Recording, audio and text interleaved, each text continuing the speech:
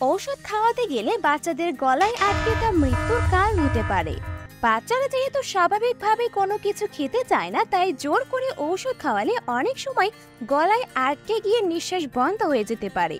আর নিঃশ্বাস বন্ধ হয়ে যাওয়া মানে কি, সেটা নিশ্চয়ই বুঝতে বাকি নেই। আরেকটি সমস্যা হচ্ছে ওষুধ খাওয়ার চেয়ে মুখের বাইরে ফেলে দেওয়া। বেশিরভাগ ঔষধ খেতে মজা না লাগায় সেগুলো বাচ্চারা গিলতে চায় না, তাই ওষুধও কোনো কাজে আসে না। এসব সমস্যাগুলো দূর করতে চাইলে দারুণ একটি সমাধান হতে পারে সিলিকনের তৈরি এই বেবি লিকুইড মেডিসিন ফিডার।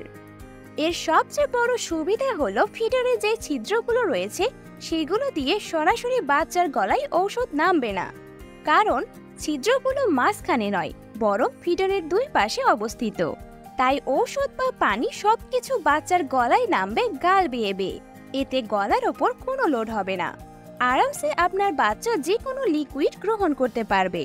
তো প্রোডাক্ট সম্পর্কে আরো বিস্তারিত জানতে কল করুন ডেসক্রিপশনে দেওয়া নাম্বারে, অথবা অর্ডার করতে চাইলে ইনবক্স করুন আমাদেরকে।